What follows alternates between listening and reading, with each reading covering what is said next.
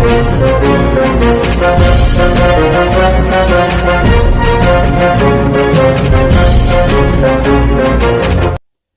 हिंद दोस्तों, मैं हूं आपका दोस्त अल्फा शेरा और एक बार फिर से आप सभी का वेलकम करता हूं आपके अपने ही चैनल पे। दोस्तों, आज इस वीडियो में आपसे बात करूंगा भारतीय सेना के अंदर हवलदार सर्वेयर ऑटोमेटेड कार्टोग्राफर के बारे में। 2025-26 के लिए ये वैकेंसी निकली है और जितने भी युवा, जितने भी मेरे भाई है, जो उम्मीदवार है, जो इस भर्ती का वेट कर रहे थे, उनके लिए क्या है, ये गोल्डन चांस है, सुनहरा मौका है।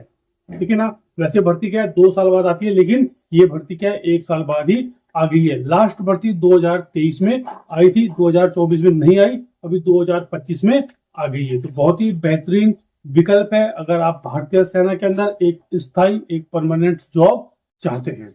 ठीक है ना। तो आज इस वीडियो में आपसे हवलदार सर्वेयर, एजुकेशन क्वालिफिकेशन, आपकी हाइट, अपीयरिंग वाले भर सकते हैं या नहीं भर सकते, इन सभी विषयों पे आज आपसे बात करूंगा। ठीक है। सबसे पहले दोस्तों, जो भारतीय सेना ने, ज्वाइन इंडियन आर्मी ने 2025-26 के लिए यह भर्ती निकाली है। ठीक है ना। और इसमें अगर आपका सिलेक्शन हो जाता है तो आपको क्या है, बंगाल इंजीनियर ग्रुप के अंदर हवलदार पद पर क्या है, नियुक्त किया जाता है। तो बहुत ही एक रिस्पेक्टफुल जो ये पद है और पोस्ट है, बहुत ही बढ़िया जॉब प्रोफाइल है। ठीक है ना। तो सबसे पहले क्या है, आपको ज्वाइन इंडियन आर्मी की साइट पे जाना है, अब वहां पे अपनी आईडी वगैरह बना लेनी है। ठीक है। उसके बाद आपका होगा कॉमन एंट्रेंस एग्जाम कंप्यूटर पे। ठीक है। उसके बाद आपका रिक्रूटमेंट रैली होगा, आपका फिजिकल टेस्ट होगा, ठीक है, आपका मेडिकल होगा, और उसके बाद क्या है, इसमें इंटरव्यू नहीं होता है, मेरिट लिस्ट और सीधा कॉल लेटर। ठीक है ना। बाकी इसके बारे में अगर आपको पूरी जो डिटेल वीडियो है वो मैंने बहुत सारी बना रखी है हवलदार सर्वे के ऊपर, जो इसकी जॉब प्रोफाइल है, जो इसकी सैलरी है, कैसे इसकी ट्रेनिंग होती है, वो मैंने बना रखी है। आप मेरे वीडियो सेक्शन में जाके उसको वॉच आउट कर सकते हैं। ठीक है। तो दोस्तों, एज लिमिट क्या है इसमें, 20 साल से लेके 25 साल। ठीक है। जो भी उम्मीदवार 20 साल से लेके 25 साल का है वह इसको अप्लाई कर सकता है। 1 अक्टूबर सन 2000 से और 1 अक्टूबर 2005 के बीच क्या है, आपकी जन्म तिथि होनी चाहिए। ठीक है ना। और ये जो वैकेंसी है, जो पहले से ही सेना में कार्यरत है, अगर आप पहले से ही सेना में कार्यरत हो तो आप भी क्या है, इस पद के लिए आवेदन कर सकते हो। तो उनके लिए एज कितनी है, 28 साल। इन सर्विस कैंडिडेट जो पहले से सर्विस के अंदर है, भारतीय सेना के अंदर, भारतीय वायुसेना के अंदर या फिर भारतीय नौसेना के अंदर, कोई भी बंदा है जो इस पोस्ट को भरना चाहता है और पहले से सेवारत है, उसके लिए जो एज है वो आपकी 28 साल। ठीक है ना। तो जो भी आपकी डेट ऑफ बर्थ है वो आपकी जो 10th क्लास की जो मार्कशीट है, सर्टिफिकेट है, उससे ली जाएगी। ठीक है ना। अब बात कर लेते हैं एजुकेशन की। एजुकेशन दोस्तों इसमें क्या है, बीए बीएससी विद मैथमेटिक्स। ठीक है। आपके पास जो 12th क्लास है उसमें आपके पास physics, chemistry, mathematics main subject के रूप में होना चाहिए। ठीक है ना। जो 12th क्लास है उसमें आपके पास physics, chemistry, math main subject के रूप में होना चाहिए, और इन तीनों में क्या है, आपके कम से कम 50% अंक होने चाहिए, और आपने बीए या फिर बीएससी किया हुआ होना चाहिए। मैथमेटिक्स सब्जेक्ट जरूरी है। ठीक है। उसके बाद उसके अलावा bachelor of technology, bachelor of engineering, ठीक है ना, अगर आपने कंप्यूटर टेक्नोलॉजी, कंप्यूटर साइंस अगर आपने इससे भी किया है तो आप इसके लिए आवेदन कर सकते हो। इलेक्ट्रॉनिक्स, इलेक्ट्रिकल वाले बच्चे भी क्या है, इसके लिए आवेदन कर सकते हैं। बाकी जो नोटिफिकेशन है आप ज्वाइन इंडियन आर्मी की वेबसाइट से जाके डाउनलोड कर सकते हैं, मैं भी डाल दूंगा, वहां से जाके आप पूरी जो डिटेल है एजुकेशन की वो देख लेना। कोई डाउट है आपको, कोई शक है, कोई सवाल है, आप मुझसे संपर्क कर सकते हो। जो मेरा नंबर है वो मैंने चैनल पे दिया हुआ है, और जो मेरा इंस्टा का लिंक है वो भी दिया है। फॉलो करने की कोई जरूरत नहीं है, मैसेज कर देना, मैं आपको रिप्लाई कर दूंगा। ठीक है। तो ये हो गया आपका एजुकेशन, पता चल गया एजुकेशन का। उसके बाद जो आपकी हाइट है, हाइट दोस्तों इसमें जो जीडी के लिए लागू है, तकरीबन वही हाइट है इसमें। ठीक है ना। वेस्टर्न हिमालय, जो वेस्टर्न हिमालय है उसके लिए है 163 सेंटीमीटर, वेस्टर्न प्लेन के लिए है 170 सेंटीमीटर, ईस्टर्न हिमालय के लिए है 160 सेंटीमीटर, और ईस्टर्न प्लेन के लिए है 169 सेंटीमीटर, सेंट्रल प्लेन के लिए है 168, और साउदर्न प्लेन के लिए है 166 सेंटीमीटर, गोरखा लद्दाखी के लिए है 157, और अंडोमान एंड निकोबार आइसलैंड है जो लक्षद्वीप है, और इनके लिए है 155। ठीक है ना। तो ये हो गया आपका हाइट का, हाइट इसमें वही है जो एक जीडी वाले बंदे के लिए ये रहती है। ठीक है। और जितने भी उम्मीदवार हैं जो इस पद के लिए आवेदन करना चाहते हैं, तो आपने क्या है जल्दी से जल्दी इसके लिए, जैसे ही आवेदन ओपन होगा तो उसके लिए आवेदन अप्लाई कर देना है। जो आपका इसमें एग्जाम होता है कंप्यूटर पे, जो आपका एग्जाम होगा, तो उसमें क्या है कोई इतना हार्ड, कई बच्चे बोलते सर बहुत हार्ड ये वो सिलेबस, कोई इतना हार्ड कुछ नहीं आता है। ठीक है ना। जो 2023 के जो बच्चे थे, तो काफी बच्चे जुड़े हुए थे, उनकी अभी जो बेसिक ट्रेनिंग खत्म हो गई है और वो दिसंबर में खत्म हो गई थी, अभी वो ट्रेनिंग में है। ठीक है ना।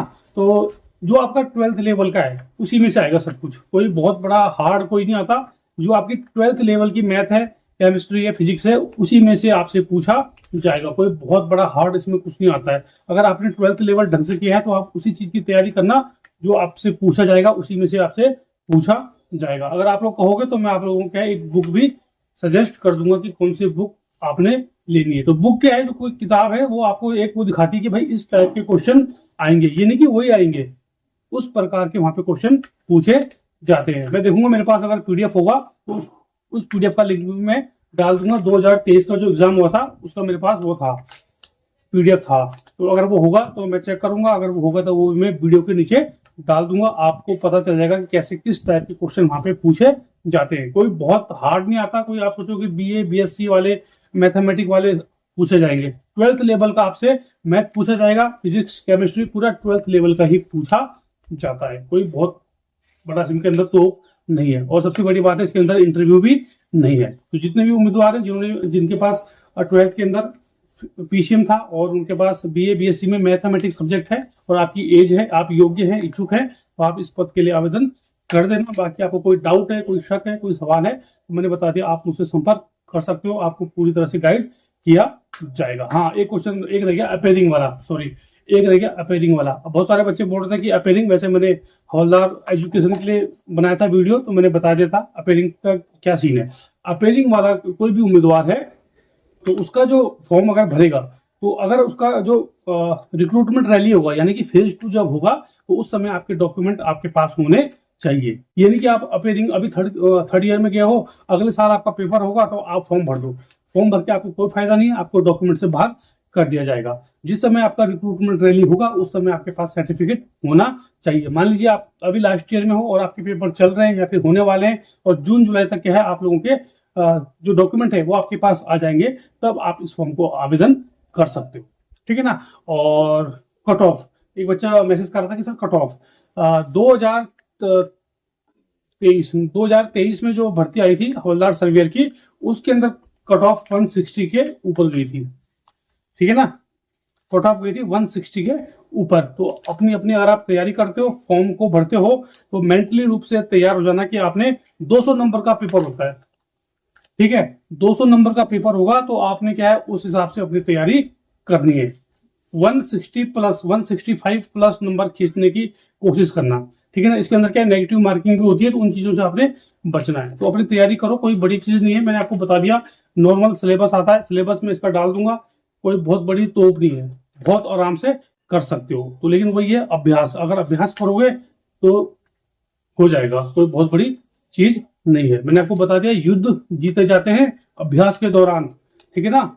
युद्ध के दिन क्या दिया जाता है, प्रमाण दिया जाता है कि हमने प्रैक्टिस किया था, अभ्यास किया था। तो मेहनत करोगे तो जो उसका फल है वो आपको मिलेगा। मेरा काम है आपको गाइड करना। अभी 2023 में जितने भी लड़के हुए थे, काफी बच्चे साथ में जुड़े थे और उस समय क्या कई बच्चे ऐसे थे जिनको मेरे द्वारा ही पता चला था कि भाई हवलदार सेक्ट नाम की भी कोई चीज होती है फौज के अंदर। लेकिन ठीक है, हमारा काम है, हमको बताया तो हमने बताया और उन बच्चों को आज भविष्य बन गया। ठीक है ना। तो अच्छा लगता है, कभी फोन पे वगैरह या फिर कोई मैसेज कर देता है कि सर हमारा ये चल रहा है, तो खुशी मिलती है कि चलो यार हमने किसी को राह दिखाई और उसका जो जीवन बन गया। ठीक है।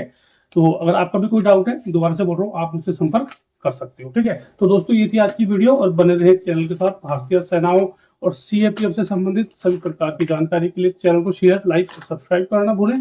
जय हिंद, जय भारत, वंदे मातरम।